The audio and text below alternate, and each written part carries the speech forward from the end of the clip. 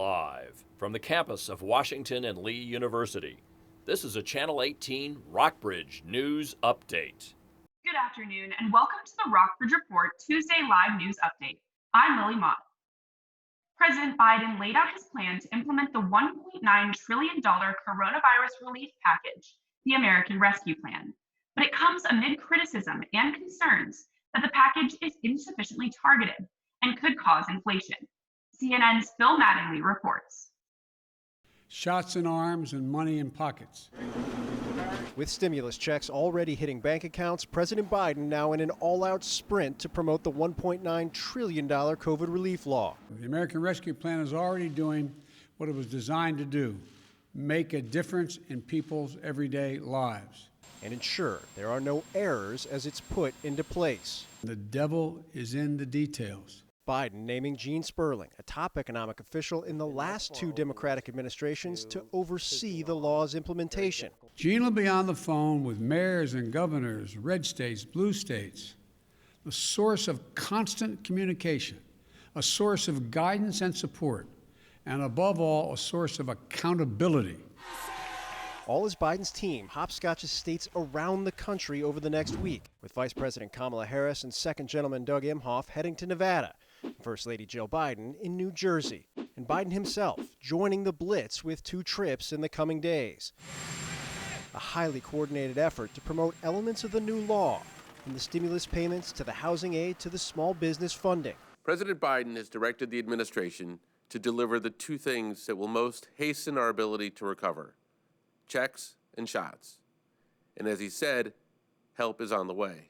But when it comes to vaccine hesitancy, Biden says former President Trump telling his supporters to get the shot will make less of a difference. The thing that has more impact than anything Trump would say to the MAGA folks is what the local doctor, what the local preachers, what the local people in the community say.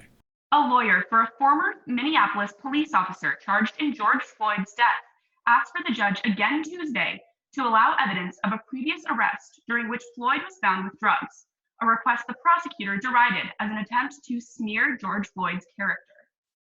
Defense attorney Eric Nelson said that Floyd's May 2019 arrest, a year before his fatal encounter with Officer Derek Chauvin, was remarkably similar. He ignored officers' commands, put something in his mouth, and had to be physically removed from a vehicle. Fire trucks responded to a fire at the Hillel House on Washington and Lee's campus around 2 p.m. yesterday. No one was injured in the accidental kitchen fire. The director of Jewish Life at W&L says the Torah and the Hillel art collection were moved to secure storage in coordination with the university, museum, and special collections and facility staff. Lexington Fire Chief Ty Dickerson said the fire was caused by cardboard boxes that were accidentally left on a stove. The fire activated sprinklers and was mostly put out by the time firefighters arrived at the scene. He said most of the damage was from water and should be cleaned up in the next few days. Virginia Governor Ralph Northam has updated his eligibility criteria for restoration of civil rights. Effective March 16th, individuals are eligible to have their rights restored after being released from incarceration, a move that will immediately apply to more than 69,000 formerly incarcerated Virginians. The 2020 NCAA tournament was wiped out by the coronavirus, robbing the sports world of one of its greatest spectacles. After a chaotic season through a pandemic, March Madness is back this week. This year's bracket will be like no other, played entirely in Indiana over a span of 3 weeks. There's no Duke, no Kentucky, but plenty of new favorites and upstarts who have waited a long time for their chance. The undefeated Gonzaga comes in as the odds-on favorite, with Baylor and Illinois close behind. The tournament begins Thursday evening with 4 play-in games. That's all for today's live news update. Join us Thursday at 5 p.m. for all of your latest news from around Rockbridge County, and we'll be keeping an eye on a possible storm coming.